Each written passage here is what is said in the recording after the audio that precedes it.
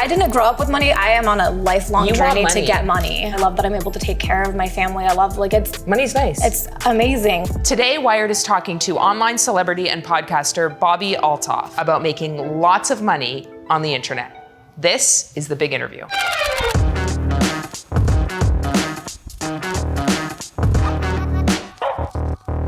Let me start by welcoming you to The Big Interview. You're a really interesting case study in what it looks like to go from TikTok celebrity all the way into what I would say is sort of like a People magazine is writing about you, TMZ is writing about you. Can you tell us a little bit about the start of your rise? I believe it was right after I had my first daughter, so 2020. 2020. I think I posted my first video November of 2020. And was that planned? Did you think to yourself, TikTok celebrity, here I come? Yes. I'm doing it? Yes. And correct me if I'm wrong, there was a banana. Were you dancing with a banana? What's really funny is that didn't go viral. That was just a video I put up that had barely any views. How many views is a few views? At the time it got 1 million views, but it was a slow million. 1 million is a lot of eyeballs on someone dancing with a banana. But around the videos it was surrounded by had at least 5 million. Okay, so as a mommy TikToker, what is Bobbi's claim to fame? I started doing this thing where I was calling my daughter Richard because her name is kind of unisex. Is that the word? Yeah. Yeah. Okay, so I was thinking about it. I didn't know. Okay. Someone maybe made fun of that or something. So then I was like, I'm going to take this a step further. Let me just go with the name that is not for girls. Richard. So Richard. I was holding my daughter in my arm and I was like, yeah, I want it. Because they were like, you named your daughter Richard? And I was like, yeah, I wanted a boy, but I had a girl. So I named her Richard anyway. And I had a few viral ones before that, but I feel like there's a difference between getting a viral video that gains you an audience versus getting a viral video that just gets nothing. It doesn't go anywhere. You didn't get followers or anything. So I think it got 5 million views. And then I created a character of a person who was just only worried about looks. I was like, I only let my daughter wear neutrals. I only let her play with toys that are of the earth and stuff. And I think I even called it a parody of a really bad mom was my bio at the time. And then I just went, that was it. That was the start. And so you found yourself in a world all of a sudden where you had fans. Yes. And they were moms. Yeah, mostly. Mostly moms. Yeah. Moms fans. Got it. Because there is some moms that are very, no hate to them from me, but are very just into dressing their kids in their aesthetic. So I was just, let me take this a step further and really create that. I was so determined to get my TikTok page to blow up. When I tell you I had notes, I was trying so many things. My first videos were because I used to be a nanny. Before I had my baby, I stopped because of COVID. My first videos were literally how to become a nanny on care.com. I was trying every avenue until finally that took off. But I was something would take off. There's just no way that I don't make money in my life. I need to figure out I want to talk to you about something. Money. I have some questions for you about money. Okay. Brand deals and making money on TikTok. You're Yes. still in your TikTok era. Yeah. I know you've changed eras since then. How did that work for you? And how much money were you making? I want to say that before I had my big break, I don't know, last July, I was making around 250 to 300 a year. 1,000? Yeah. From brand deals on TikTok Wow. and from the creator fund and just combined. That was just off of, I had 3 million followers before. I was doing pretty well for myself. I thought I had really made it. I didn't know there was a level above that ever. I was I did this, guys. Oh, I'm excited to talk about that level. Yeah. How would you decide though, yes, I will wipe up milk with your paper towels in my TikTok, but no, I will not do XYZ. What were the lines? What was the worst brand request you ever got? The worst ones? I don't think that I've ever had. I got really lucky. As soon as my little break into the mommy TikTok era, I signed to a management team and I got pretty good brand deals. And I think I was making between $5,000 and $10,000 per branded video. I want to say there was a couple that were over that, and I remember being no way, why are you going to pay me to make this video That's that much? That's a good question. It is, yeah. But they're going to get their millions of views, and they're going to. I don't. But it's I don't know. I did a lot of just do I actually use this product, or is this actually something that I would use? And one of the things that's interesting about you as sort of a case study in online celebrity is that you became the subject of internet conspiracies, right? And one of them, there are many, one is that you were an industry plant. You were so well connected in LA that you were able to get celebrity guests and sort of gain a following, and that that's how you were able to become so successful so quickly. Well, early on I was is that a joke? What is an industry plant? you guys, Right. and I would just play into it because I was like, there's no way people actually think that. But then I realized like, but people actually People think that. actually, no, I did my reading, they actually think They that. really do. And I think that it makes sense. Like from an outside looking in perspective, I can see why they would think that. But I've been a hard worker for my whole life. Like my first job was when I was 16. When I was in high school, I would go with my parents to the houses my dad would work on and clean the houses with my mom. And like I would skip out on football games and stuff to like do that to make money. Even during COVID, I was selling face masks on Etsy. That's a hustle. Oh, I was like 8 months pregnant and I had a sewing machine my mom bought me.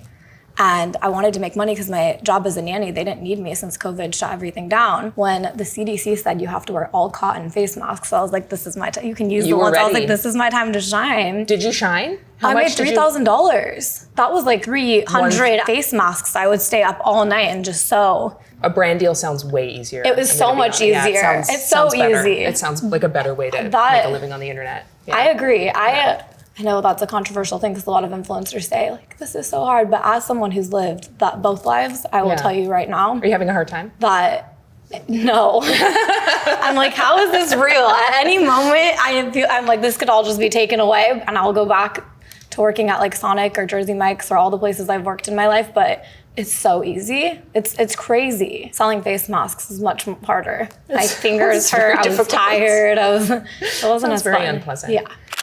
As I've been thinking about it, you had your mommy TikTok era, and then you launched the Really Good podcast.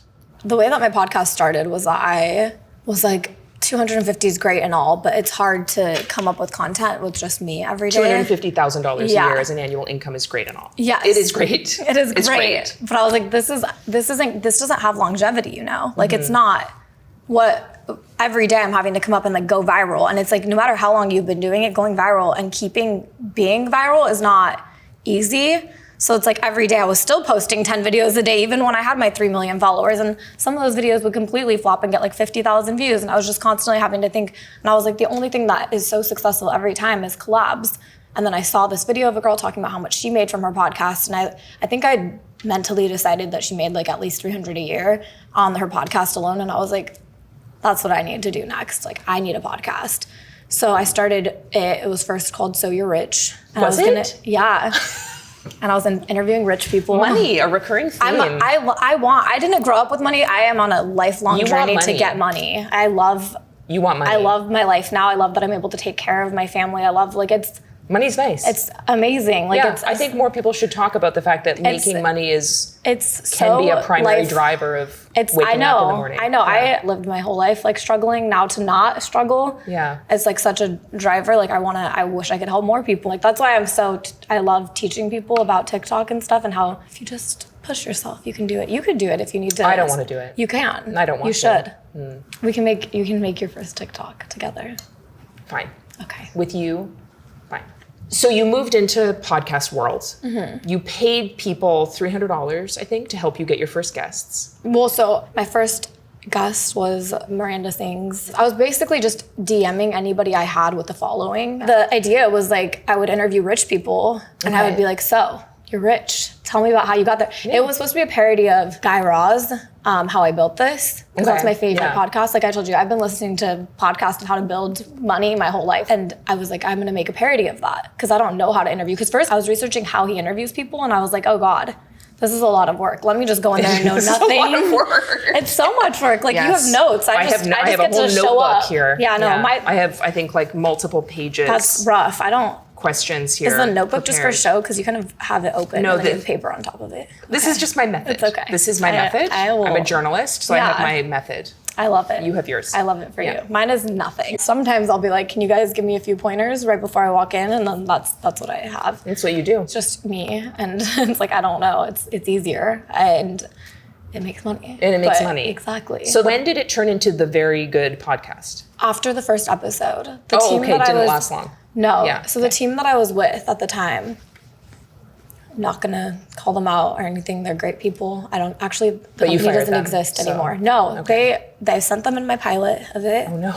And then one day I was like, finally they watched it. I got an email and it was a thread that was sent between the company, not meant for me to see. No. And I was like, and they were like, this is so bad. This is horrible. This is not funny. I see what she's trying to do, but it's just not funny. And they they're like, yeah, she should just stick to doing a regular podcast and stuff. So that's when the idea was born. Okay. This is not going to just be a podcast. It's going to be the really good podcast. Yeah. And you guys are this is going to be good. So again, just DMing every person I knew that had a following. And then I ran out of people I knew that had followings. And I was like, how do I get celebrities? The celebrities don't benefit from $300. That's what I can afford to give. But that's what the celebrities don't benefit from that. But they could look generous if like a random regular person is getting $300 because they connected us. So I had, if you comment a celebrity and that leads to them being on my show, I'll give you $300. Marco was the first one, I think. Somebody tagged him. That was the first time I saw him. And I was like, okay, if this comment leads to me getting him, then I'll give you $300. I posted a screenshot of that on my story and I tagged him. And I remember thinking, there's no way he's going to see this because he has 5 million followers, I think, like 5 or 6 million followers. I was like, there's no way he's going to see this. And he replied so quickly. And he did I was it. like, and he did it. He came all the way to where I was living at the time, which was in Laguna, pretty far. And he did it. And it was amazing. Like that one went crazy online. The numbers were insane. It was like such a fun experience. And then from there, I believe that Drake saw the clips of that one. The incident with Drake. There was like, well, you know. No. Okay. Well, what I know is you did an interview with Drake. You were in bed. Laughs, everyone laughing. And it did incredibly well, right? Like 10 million views. Yeah. Mega viral. I think that's probably the first time I saw one of your interviews was that. And it, to me, felt like this moment where you were catapulted into this new level of celebrity, right? Like you became like famous. And then all of a sudden you pulled all of those clips. And there was all of this speculation, questions, more of these internet conspiracies that we were talking about earlier. But I'm curious, sort of like in that moment, the Drake thing, if we're not going to call it the incident, I was hoping we would. That sounds I'm bad. married to that. Okay. Tell us why it's not bad. It's just not. Okay. You know, we're friends and everything is good. I don't think Everything's of it as good? like yeah. Are you going to put the video back up? I don't know. Well, I could one day. you might. We'll see. You might be able to monetize that. I make enough money. I don't. Oh, okay. And now YouTube was once my biggest earner, but now I'm good. Okay. I don't think I make my most money from YouTube these Well, days. I was going to ask you, as that was all happening, that was a year ago. Mm-hmm. Did you feel at any moment like you had built something that you couldn't control anymore? Do you know what I mean? Yeah, there was a moment in my life where I could walk in places and no one is coming up to me, or if they were, because with TikTok, you know, moms would come up to me, or I knew who was going to come up to me. Like I would still be able to live my life as completely normal and do everything. And then there was definitely a moment where everything was like different, where I'm like, oh, paparazzi wants to take photos of me now. Yeah, like what is, yeah. or if I do stuff, it's making news. If I post a story answering something people want to know about, it's now like I see it on TMZ and stuff. And that was definitely like a huge, crazy thing. I don't think it happened sudden because I don't really remember a moment. It just kind of slowly happened after I interviewed Drake, obviously. That was so huge. My life before that and then my life after that is just completely different. But I have no complaints because I've dreamed of this life. Like I remember as a kid doing interviews in the mirror by myself, being like this, dreaming of this moment right here where I'm getting interviewed by you. You dreamed of being interviewed by Wired Magazine. Exactly. Yeah, I interview really cool people and I get interviewed by really cool people. Thank you. You're welcome. That's so nice of you. How much money do you make now? How much money do I make? Yeah. I don't know. You'd have to ask my business manager. Ooh, that's a sign that there's some real money happening. That is a sign. I will say I don't That's amazing. worry about money anymore. And I'm able to help people without worrying about money. Like it's not, I've been able I'm sure to. is a really good feeling. Yeah, it's amazing. One thing about celebrity, and I think I would say online celebrity in particular, although someone could argue with me about that, is that it is fickle, right? Like it is finite and unpredictable and unstable. If the goal is obviously to further your career and also to never worry about money again. Yeah. How do you make that sustainable? Without this, it's not like I had another stable option. Like right. I graduated from community college. My family has no money. There was no stable fallback plan. It was like, just work hard and keep working hard. And that's kind of the way that I am. Like, just just be a good person and keep working hard, and I think that I'll be fine. And I know that this career is definitely not like a lawyer or not like a doctor or anything, but there is skill to it, and I think a lot of people don't recognize that. And even in the last year, there's been times where I'm down and up and down and up, and I know how to climb back up, and I know how not to let things get to me, and I know how to just keep pushing through. But at the end of the day, if I had to go back and work at Jersey Mexican to support myself, I'll make your sandwich for you. You talk a lot about not working, right? You're talking your interviews about not preparing. You never seem prepared, to be fair, so it seems like that's true. But a lot of work goes into running a TikTok page, right? Or like doing a podcast. Like, what is the work behind the scenes that people don't see? Can you tell us a little bit about that? There's a lot of just running things. It became a business out of nowhere. Like, it started off as just like me and one camera guy traveling together, and it was like, haha, like one video every time I get a guest, whatever. Now I have a lot of people depending on me, a lot of people who work for me, and like I have a studio that owns my ad space, so they take care of that, but it's like me going to the studio, recording ads, setting up the guest. The majority of my guests are still set up by me and through me. I have a booker now, but the podcast has become a full-time job, whereas TikTok was never a full-time job. It was like, okay, let me just film a couple ads. The podcast, especially now that I'm having to put out an episode every single week, it's like that means that I have to do lots of interviews, and that's a lot of travel. It's actually a lot that goes on behind the scenes that I think it's easy to miss, because it looks like I do just show up, but it's like, if I show up alone, no interview is happening. I show up and I have everything. Where do we find Bobbi Althoff in 10 years? In 10 years, my dream, what I'm working towards right now is either having, a late night show or having, I would love to get into acting, not like dramatic acting. I don't think I'm ever gonna be like, I can't even think of an actress right now. That's how my brain works. Like but a Meryl Streep. No, that's not gonna be me. You're no Meryl Streep. No. But doing dry comedy type movies and stuff like that would be my dream, or shows. Like that's where I hope you see me in 10 years. Okay. I hope that I go from D-list to A-list. That's my goal in 10 years. From D-list to A-list. Yes. The Bobbi Althoff 10 story. years, that's achievable. 10 years is forever. Thank you so much for being here. Thank you. That was a good note to end on. Really lovely. It was. Thank you for joining us on The Big Interview. Thank you for having me. Anytime. The really big interview. The really big interview. Yes. I love it.